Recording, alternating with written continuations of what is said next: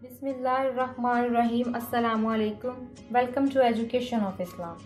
आज हम बात करेंगे तहज्जुद की फ़जीलत के बारे में, उसकी रकात के बारे में और कुरान पाक में अल्लाह ताला तहज्जुद के बारे में क्या इरशाद फरमाते हैं उस पर बात करेंगे। तो चलिए वीडियो स्टार्ट करते हैं।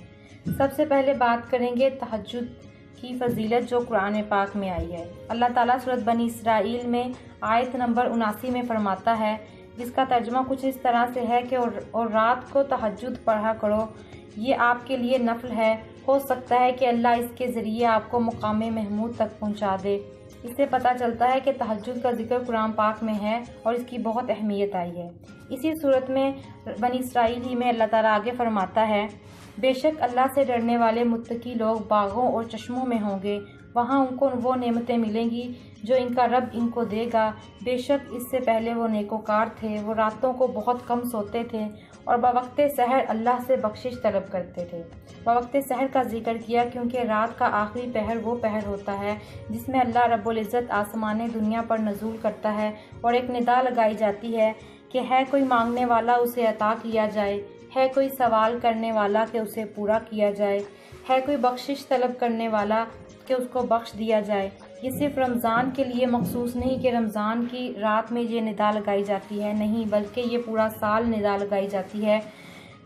इसी तरह अहादीस में भी आता है कि नबी करीम सल्लल्लाहु अलैहि वसल्लम से सवाल किया गया कि फ़र्ज़ नमाज़ों के बाद कौन सी नमाज सबसे अफजल है, यानी नफल इबादतों में सबसे अफजल इबादत कौन सी है।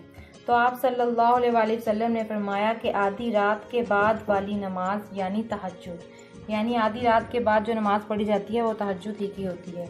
इसी तरह एक और रिवायत में आता है कि हज़रत अबू हुरैरा रज़ी अल्लाह ताला अन्हु ने सवाल किया कि या रसूलल्लाह सल्लल्लाहु अलैहि वसल्लम, मैं आसानी से जन्नत में दाखिल हो सकता हूँ, कैसे दाखिल हो सकता हूँ? आप मुझे कोई ऐसा तरीका बताएं कि मैं आसानी से जन्नत में दाखिल हो जाऊँ।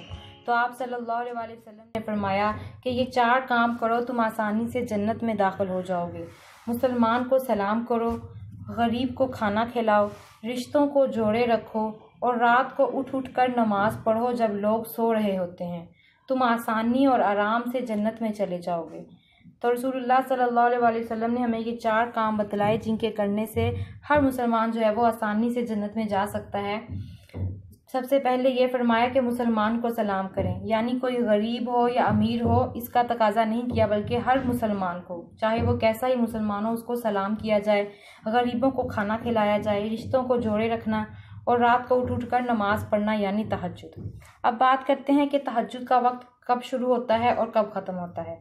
तहज्जुद का वक्त इशा के बाद से लेकर फजर से पहले तक होता है, यानी आप इशा की नमाज के बाद भी तहज्जुद के नफल अदा कर सकते हैं कि 2 नफल तहज्जुद के इशा की नमाज के बाद अदा कर सकते हैं, इसमें कोई पाबंदी नहीं है। लेकिन अफजल वक्त जो है वो कुरान पाक में भी आया कि बवक्ते सहर, यानी आखिरी तहाई हिस्सा। अब रकात के बारे में बात करते हैं कि तहज्जुद की कितनी रकात होनी चाहिए। तो कम से कम 2 और ज़्यादा से ज़्यादा 8 जो है वो इसकी रकात पढ़नी चाहिए। रसूलुल्लाह सल्लल्लाहु अलैहि वसल्लम वितर की नमाज को भी इशा के बाद से मौखर करके तहज्जुद में पढ़ा करते थे। बहुत से लोग कहते हैं कि तहज्जुद के लिए सोना ज़रूरी है, ऐसी कोई दलील नहीं। आप इसको इशा की नमाज के बाद भी पढ़ सकते हैं। अफजल टाइम आखिरी पहर है कि आखिरी पहर में जो है वह आप इसको अदा करें। सोने से पहले भी पढ़ लें तो कोई हर्ज नहीं, नमाज अदा हो जाएगी। ये थी आज की वीडियो। होप सो आपको अच्छी लगी होगी। अगर अच्छी लगी है तो इसको लाइक करें, मेरे चैनल एजुकेशन ऑफ इस्लाम को सब्सक्राइब करें, साथ लगे बेल के आइकन को क्लिक करें ताकि हर नई आने वाली वीडियो का नोटिफिकेशन आपको मिल सके। अगली वीडियो तक के लिए इजाज़त दीजिए। अल्लाह हाफिज़। अस्सलामु अलैकुम व रहमतुल्लाहि व बरकातुहू।